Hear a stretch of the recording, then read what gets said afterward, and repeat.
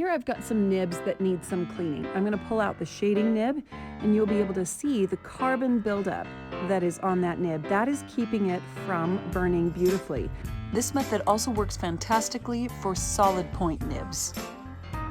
Hey Pyro, I'm Jenny Lisaby, founder of burnsavvy.com, where you can get tons of free pyrography information, Burn Savvy Academy, where you can find courses and workshops, and I'm the artist behind Red Roof Barn.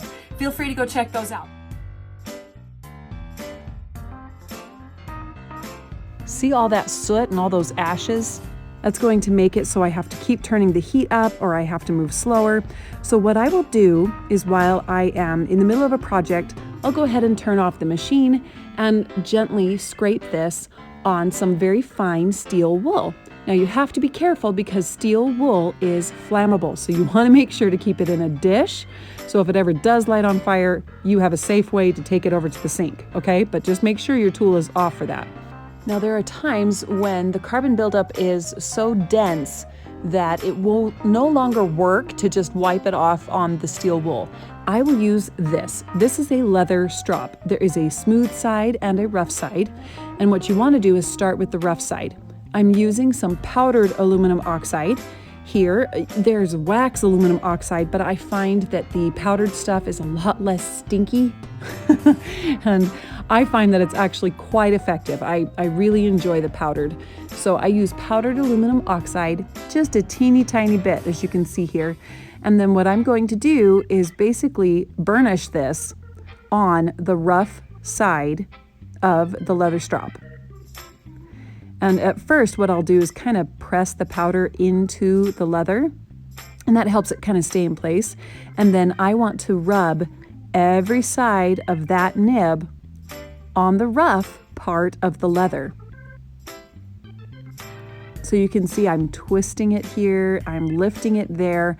Every side that ever burns wood is going to need a polishing every now and again, and this is going to help it burn like new. It's fabulous.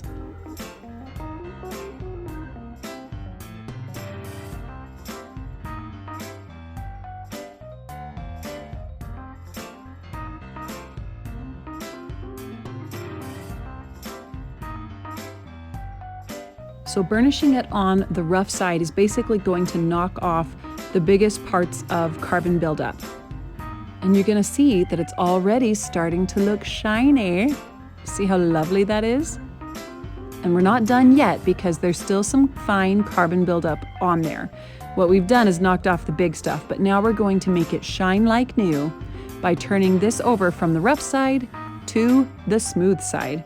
And we will also put some aluminum oxide powder on the smooth part of the leather. And you really don't need much. This stuff lasts forever. And then once again, tap it into the wood and then burnish it. Every side of the nib, any spot that's going to touch wood, you're going to polish it.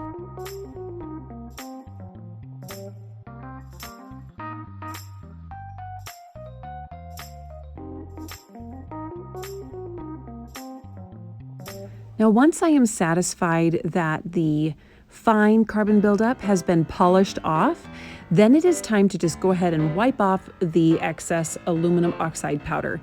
And I'll just use a tack cloth or microfiber. And look how beautiful that looks. That lovely is ready for me to use again on any shading project. I mean, look at that. It shines like new.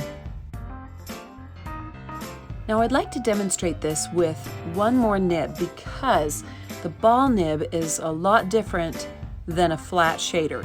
So just like the shading tool, we're going to put just a little bit of aluminum oxide powder on the rough side of the strop, and we're going to rub it in, basically burnish the nib again. But being round, instead of just going side to side and lifting it a little bit, you have to twist the nib this way, twist the nib that way, stand it up on the tip and really rub every side to polish it, right? And to really get that carbon buildup off. Now, I like to polish this part where the ball connects to the wire. And it doesn't have to be perfect here, But the idea is to really get as much carbon buildup off of the entire ball as possible. Now I know the entire ball does not touch wood when it's burning, but it does get carbon buildup. And I find that it kind of builds up in those little nooks, in those little crannies, and then carbon builds up faster around the rest of the nib.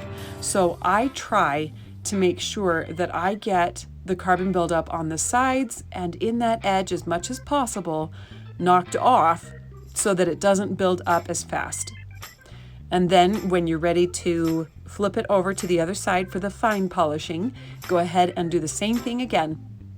Just a little bit of aluminum oxide powder on the smooth side of the leather strop, and then burnish until it shines. Now the point of cleaning the nibs is not to just have shiny nibs. The point is to get them shiny so that they will burn the way that they did when they were brand spanking new. That is the beauty of a leather strop and aluminum oxide powder. You cannot get that kind of polishing with the steel wool. Or, you know, some people will use a tea strainer. I have had that gouge chunks out of my burner tips, so I don't use that. I have had people use sandpaper. I used to use sandpaper, and I have seen how it has worn down my nibs. And I have since had to replace those nibs because they don't burn the way that they did when I originally bought them. And so they struggle to do their specialty burning, which is originally why I bought it. So I definitely recommend doing something more gentle like the fine steel wool and this strop, okay, the leather strop and the aluminum oxide. They're just fantastic. Now inevitably somebody asks me about the scraping tool that Razor Tip has, and I would relate that to the fine steel wool. I think it does a decent job knocking off the big buildup, but it is not a polishing tool. Now it's time for a little show and tell. See how much shinier that is than it was before? Now if you found this video helpful, hit that like button and subscribe so I can share more tips, tricks, and tutorials with you. I also have courses over at burnsavvyacademy.com. Hope to see you there. Later, Pyro.